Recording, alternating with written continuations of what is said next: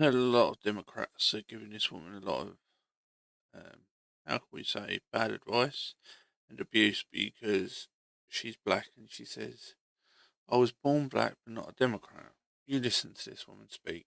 She speaks nothing but sense. It's true, you're not defined by your colour.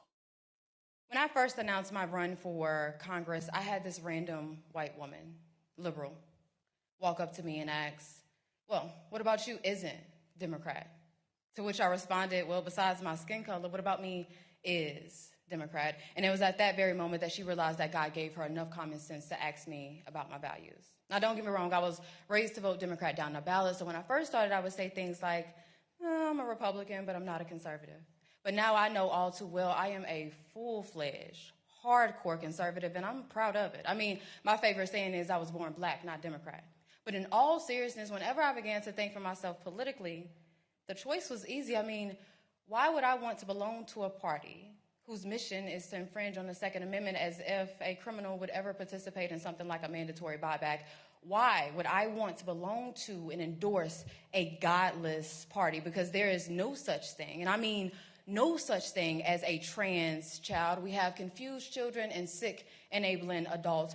Why would I want to belong to a party that takes pride in shedding innocent blood? Number one, as if that's not what God hates. Number two, as if there's not a black market for baby organs. And number three, as if abortion clinics didn't start in the hood.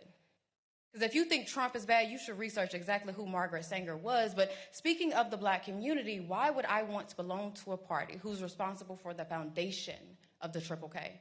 But it's not just that. Supposedly in the 1900s, the party switched, right? But what never changed, what I noticed never changed, is Democrats' love for immigration and how they have always prioritized that over the black community. I mean, imagine every single Democrat leader helping you joke about what a black job is in 2024, exposing your ignorance on 1924 and how Speaking the imperative the truth. Immigration Act of that year was, how it was all reversed in 1965 with the Hart-Celler Act, how Congress refuses the advice of the Rockefeller Commission and the Hesburgh Commission, and how to this day they refuse to adopt the Barbara Jordan Blueprint, validating every single thing that Dr. Claude Anderson spoke of generally, but specifically what Mrs. King spoke of in 1991 with her letter to Congress. Now, look, I'm not saying that the Republican Party is perfect.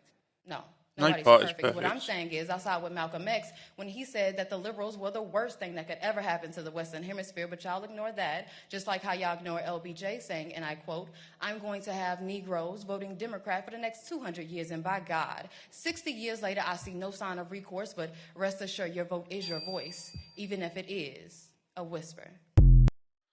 And she talked nothing but sense. And the problem is that you've got people that won't believe her, or because they're not told not to. They're the sheep.